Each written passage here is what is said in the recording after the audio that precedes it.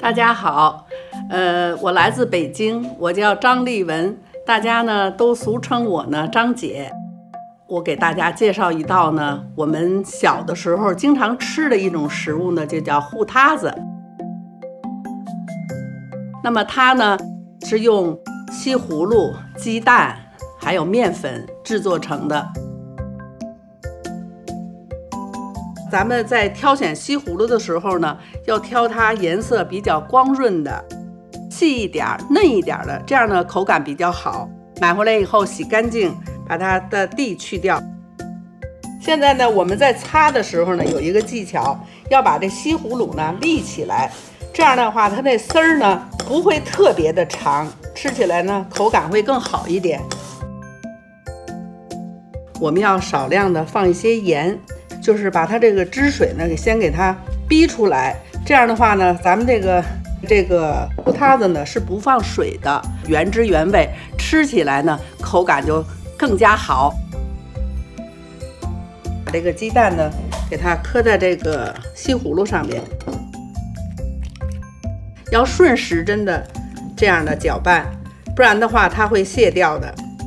搅拌的差不多了，咱们开始往里边加面粉。要一点一点的往里加，不要一下加进去，顺时针的搅拌，给它和成跟那个糊状的似的。大概是半个西葫芦，然后5个鸡蛋，2两的面。丰俭由人啊，你可以多放一点也可以。刚才呢，咱们已经把这糊呢做好了，那么下面呢，我就把这个火先点上。在这个锅热的时候呢，我跟大家说一下。咱们是热锅凉油，最好选择的那个不粘锅，这样呢好控制那个火候，不容易糊锅。放一些底油，把油摊平，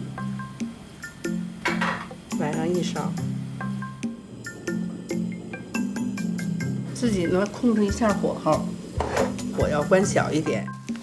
当它起的小泡的时候，证明它就快熟了，底面已经定型了。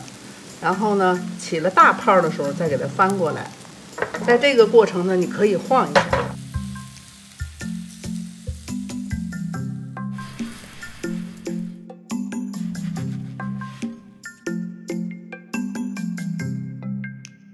咱们那个糊塌子哈已经做好了，关键呢，好吃还得在于咱们蘸的佐料。首先呢，先拿几片好一点的蒜头哈，放在咱们这个杂蒜器里头，最好呢不要用刀切这个蒜，它会有一种铁锈的味道，而且呢不会特别的香。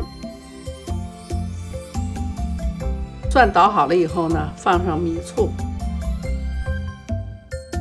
少量的香油，和一下，这样就可以了。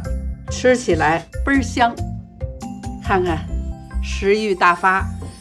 这样的话呢，蘸着咱们这个糊塌子呢，你是越吃越想吃。